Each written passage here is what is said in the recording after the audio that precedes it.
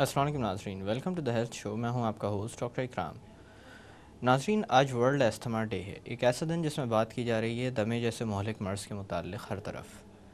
آج کے دن کو مد نظر رکھتے ہوئے ہم بھی دمے کے متعلق بات کریں گے۔ آج کے اس موضوع پر روشنی ڈالنے کے لیے بطور مہمان ہمارے ساتھ موجود ہیں پروفیسر ڈاکٹر جاوید خان، جو کہ پروفیسر ہیں، head of the department of chest medicine ہیں at Aga Khan university hospital. آئیے ان سے بات کرتے ہیں۔ السلام علیکم ڈاکٹر صاحب۔ وعلیکم السلام۔ کیسے ہیں آپ؟ الحمدللہ۔ ڈاکٹر صاحب، سب سے پہلے تو آپ کا بہت بہت شکریہ کہ آج کے دن آپ نے اپنا قیمتی وقت ہمیں دیا اس اہم موضوع پر بات کرنے کے لیے۔ آپ کا بھی شکریہ جناب، آپ لوگوں تک ہیلتھ کی جو دولت ہے وہ بانٹ رہے ہیں، تو آپ کا بھی جو بلاتے ہیں تو میں ہمیشہ آتا ہوں۔ ڈاکٹر صاحب، دمہ کس طرح کا مرض ہے؟ دیکھیے، دمہ ایک بڑا عام مرض ہے، جسے عام زبان میں جو ہے وہ بعض لوگ ایسما بھی کہتے ہیں، بعض لوگ دمہ بھی کہتے ہیں۔ بیسیکلی یہ سانس کی نالیوں کی ایک ایسی بیماری ہے جس میں سانس کی نالیاں ضرورت سے زیادہ حساس ہوتی ہیں۔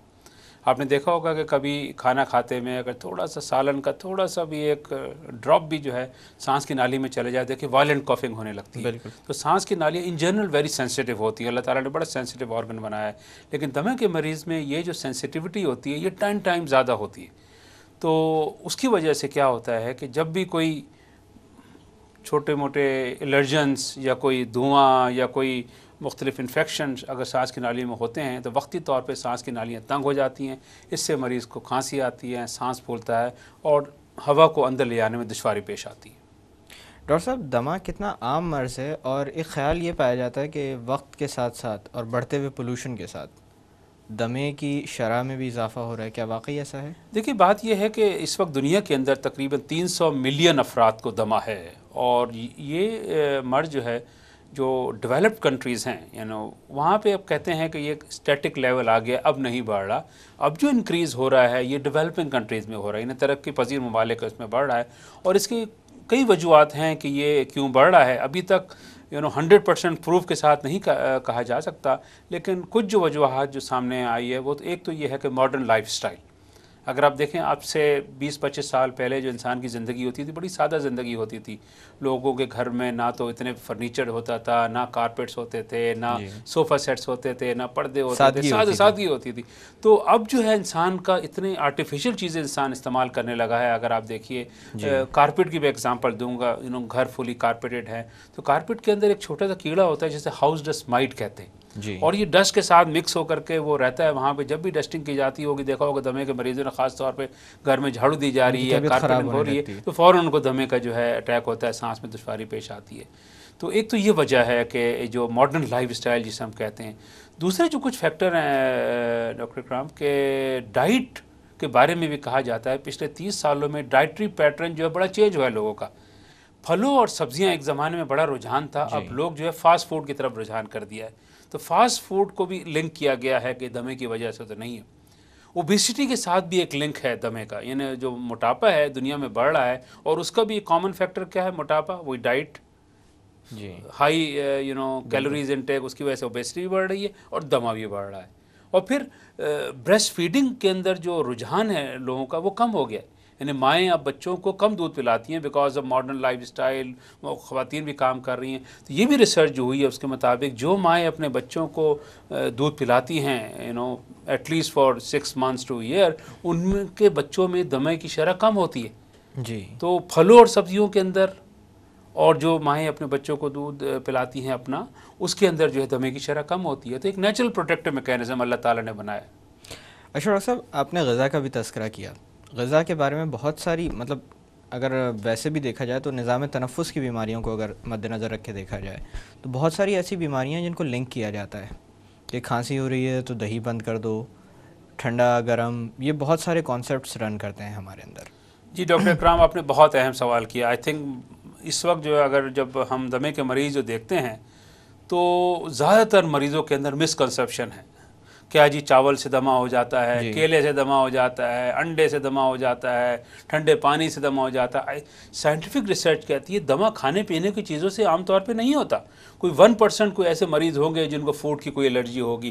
99% جو استھما کے مریض ہیں ان کو جو پرابلم ہوتا ہے، جو آپ سانس کے ذریعے پھیپھڑوں میں دوائی لے جا رہے ہیں، جو الرجنز لے جا رہے ہیں، دھواں لے جا رہے ہیں، پولوشن لے جا رہے ہیں، کھانے پینے کی چیزوں سے دمہ نہیں ہوتا.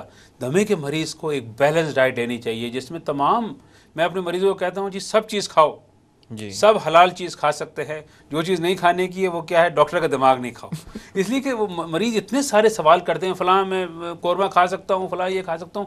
جو ٹائم ڈاکٹر کا اسپینڈ ہونا چاہیے مریض کو انہیلر کی ٹیکنیک سمجھانے میں اور سمجھانے میں، اسی پرہیز کے اندر ہو جاتا ہے. فلاں چیز ٹھنڈی ہے، فلاں چیز گرم ہے، فلاں چیز یہ ہے. تو مختلف مسکنسیپشن ہے جو کہ ڈاکٹر کا فرض ہے کہ مریض کو ایجوکیٹ کرے، ان مسکنسیپشن کو ریموو کرے.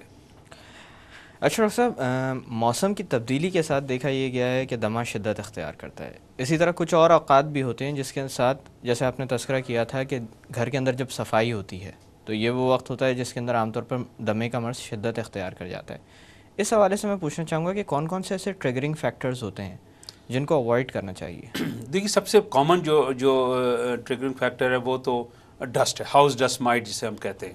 جی، جو کہ آپ کے صوفہ سیٹس کے اندر، آپ کے کارپیٹس کے اندر نظر نہ آنے والے کیڑے نظر نہیں ہوتے والا ایک چھوٹا سا کیڑا ہوتا ہے جو صرف مائکروسکوپ میں دیکھ سکتے ہیں، لیکن اس کا جو یورین اور فیسز ہوتے ہیں وہ ڈسٹ کے ساتھ مکس ہو کر کے وہ ہوا میں آتے ہیں. جی، اور اس کی وجہ سے جب سانس کی نالی میں وہ جاتے ہیں تو مریض اس سے الرجی اس کو، تو اس کی وجہ سے سانس کی نالی تنگ ہو جاتی ہے. یہ سب سے کامن. اس کے بعد سگریٹ کا دھواں، یہ بھی بڑا اسٹرانگ اریٹنٹ ہے بیکاز سانس کی نالیاں سینسیٹیو ہیں. سگریٹ کا دھواں اگر کوئی بھی اور دور بھی سگریٹ پی رہا ہے، اگر دمے کے مریض وہ انہیل کرے گا تو اس میں دمے کا اٹیک ہو سکتا ہے. اس کے بعد اندر کامن فیکٹر جو ہے، وہ جو کامن چیز ہے وہ ہے کامن کولڈ، یعنی نزلہ زکام. نزلہ زکام کے بعد دمہ جو ہے ایگریویٹ ہو جاتا ہے. پھر کچھ لوگوں کو جن کو پولن سے الرجی ہوتی ہے، وہ جو پھولوں کے قریب جاتے ہیں یا گھاس جب کٹ رہی ہے اس کے جو چھوٹے چھوٹے ذرات ہوتے ہیں اس سے بھی دمہ ہو سکتا ہے. تو بات یہ ہے کہ یہ اور اس کے علاوہ مختلف انڈسٹریل پولوشن ہے. آپ نے دیکھا ہوگا کہ یہاں پہ جتنے بھی شہر ہیں وہاں پہ دمہ زیادہ ہے، اور اس کی وجہ جو ہے ایک وہیکل پولوشن بھی ہے. کہ آپ دیکھیں گاڑیوں کے جو ایگزاسٹ ہے اس کے اندر سے زہریلا دھواں نکل رہا ہے، اور اس کی وجہ سے بھی جو ہے دمے کا مرض جو ہے وہ شہروں میں زیادہ ہے بنسبت گاؤں کے اندر. اچھا ڈاکٹر صاحب، عام انسان میں اگر دیکھا جائے تو دمے کا نام جب بھی آتا ہے خوف کی کیفیت پائی جاتی ہے. اس حوالے سے میں آپ سے پوچھنا چاہوں گا، میں نے بہت سارے لوگ ایسے بھی دیکھے ہیں جو دمے کے مرض میں مبتلا تو ہیں، لیکن جب وہ بتاتے ہیں بذات خود کہ جی ان کو دمہ ہے تو حیرت ہوتی ہے. ان کے اندر وہ چیز اتنی زیادہ نظر نہیں آ رہی ہوتی. جبکہ کچھ لوگ ایسے ہیں جن کی زندگی محتاجی تک میں چلی جاتی ہے صرف اور صرف اسی بیماری کی شدت کی بنا پر. تو کیا شدت کی بنا پر دمے کو کیٹیگرائز کیا جا سکتا ہے؟ دیکھیے آپ نے جو سوال کیا یہ دمے کے بارے میں، لوگوں میں جو ہے ایک طرح سے ایک سوشل سٹگما ابھی تک اٹیچ ہے.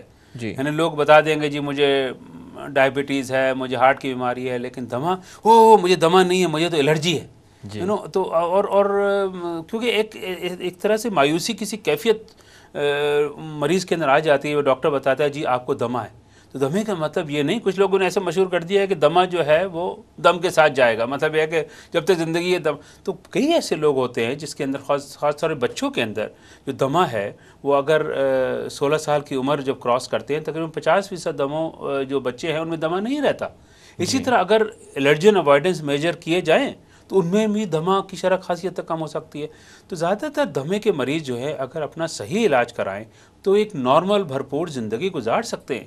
کوئی ایسی مایوسی کی بات نہیں. دمے کے مریض کو کوئی ایسے گھبرانے کی بات نہیں کہ جناب اگر دمہ ہو گیا ہے تو پھر اب کیا ہوگا. اور اکثر لوگ جو ہے، میں ان کو بتاتا ہوں جناب دمے کے مریض دنیا کے اندر اولمپکس کے اندر گولڈ میڈلسٹ موجود ہیں، فیمس کرکٹرز موجود ہیں، فیریس میراتھن ریس دوڑنے والے ایتھلیٹس موجود ہیں جن کو دمہ ہے، یٹ انہوں نے بھرپور زندگی گزاری. تو بات یہ ہے لگ کر کے صحیح علاج کرانے کی. انفارچونیٹلی ہمارے ملک پاکستان میں دمے کے مریض اپنا صحیح علاج نہیں کراتے، اور وہ کیا ہوتا ہے کہ آہستہ آہستہ بیماری بڑھتی رہتی ہے. پھر ایک اسٹیج آ جاتی ہے جسے ہم بالکل کہتے ہیں اینڈ اسٹیج، ان کی سانس کی نالیاں اتنی تنگ ہو جاتی ہیں کہ پھر آپ کوئی بھی دوا دے وہ سانس کی نالیاں نہیں کھلتی. اچھا ڈاکٹر صاحب، دمے کی وجوہات پہ تھوڑا سا میں آپ سے جاننا چاہوں گا ایک دو باتیں. وہ یہ ہے کہ جیسے بہت سارے لوگ ایسے ہوتے ہیں جن کے اندر بچپن سے دمہ نہیں ہوتا، عمر کے کسی خاص حصے میں اگر یہ بیماری سامنے آ جائے تو لوگوں کے لیے یہ انکشاف بڑا حیرت انگیز ہوتا ہے کہ ان کو تو کبھی بھی نہیں رہا اور کافی دفعہ یہ بھی دیکھا گیا ہے کہ وہ ڈاکٹر کی تشخیص کو غلط تک مان رہے ہوتے ہیں. اس حوالے سے میں آپ سے پوچھنا چاہوں گا کیا عمر کے کسی بھی حصے میں دمے کا مرض سامنے آ سکتا ہے؟ ہاں دیکھیے، دمہ یوں تو کسی بھی عمر میں ہو سکتا ہے. زیادہ تر دمے کے مریض کے جو سمٹم ہیں یوزلی ینگر ایج گروپ میں، ٹین ایج کے اندر مینیفیسٹ ہو جاتے ہیں.